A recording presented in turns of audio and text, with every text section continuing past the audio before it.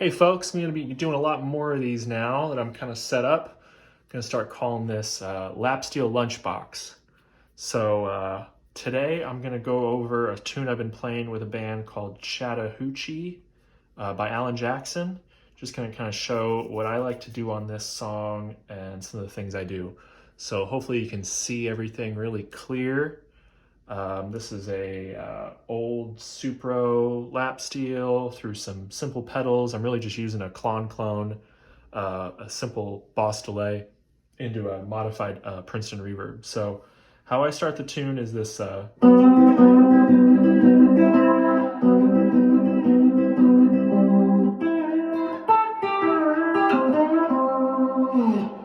I'm mimicking that lick that the guitar player is doing. That's just a lot of barring going on there, right? I'm going. Let's see if I can play it in tune.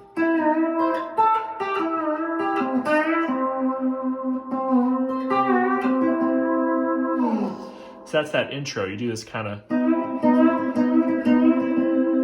So that's these two notes in the middle. By the way, I'm still tuned to open E as always. So these two notes in the middle up to the 8th fret.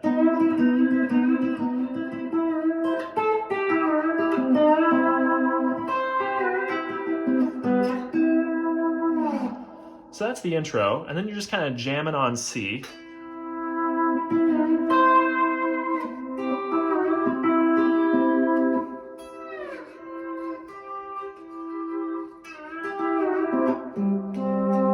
And you go up to the 4 chord.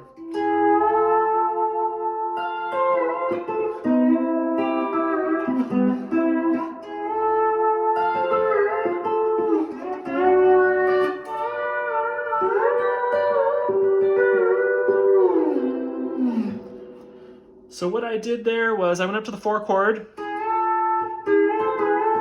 with that little half step move. I'm doing double blocks here, right? To the 5 chord, back to the C, back to that 4 chord. Now I go to that major 2, which is such a cool move that a lot of like George Jones songs do, like Monkey and the Engineer, stuff like that, where you go to the D chord. And then I could come up here to the 15th fret and hit that G major chord for my 5 chord. But also what I've got sitting under here under this D chord is if I bend up the B string behind the bar, I've got a G chord there too. So I go.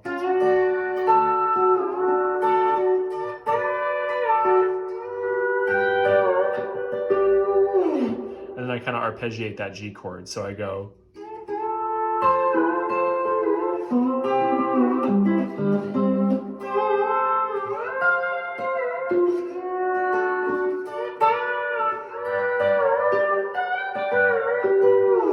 So that time, when I went to the 4 chord the second time, I found it underneath the C chord.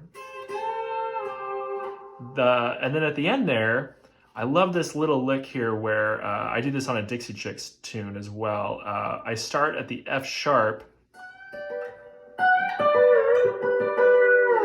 Just a nice way to get into the root and kind of give you a little...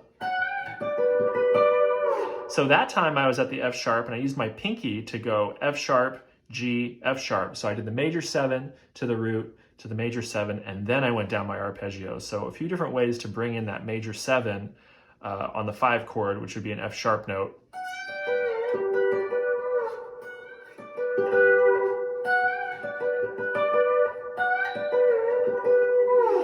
So a neat way to kind of add some extra flavor to what you've got here across the bar, which is just your roots and your thirds and your fifths, right?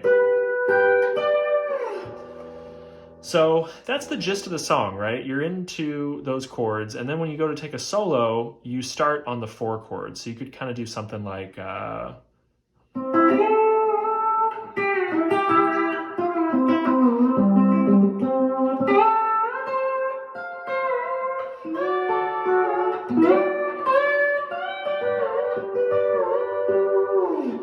So I kind of just did the same thing I was doing before, where I'm really outlining those chords. They move pretty fast. Another great thing you could do is just highlight the melody of what the singer's doing. So he's doing kind of like a right out here on a Friday night. So it's like...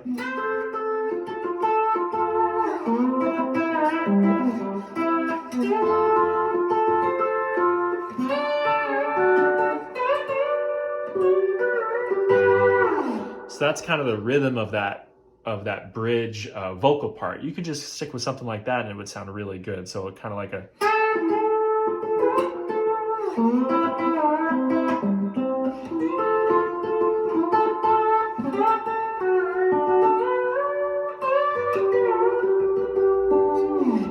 So a lot of what I'm doing in that to give my solo a little bit of a flair is I'm doing this raking, this like...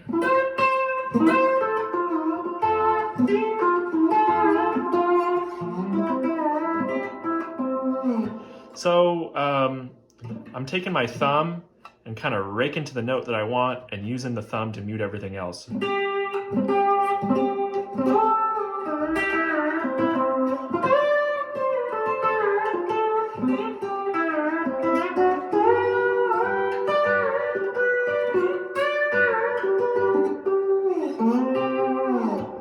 So that's it for that tune. That's kind of what's going on. We're already like 6 minutes in on this, so let me know what you think. Jam along to this one. I don't think I can play recordings on YouTube or else these will get taken down. Maybe I can put up like an educational setting. But for now, it'll just be me jamming by myself, and you can reference the tunes on your own. But that's an Alan Jackson song called Chattahoochee, and I'll see you in a couple days.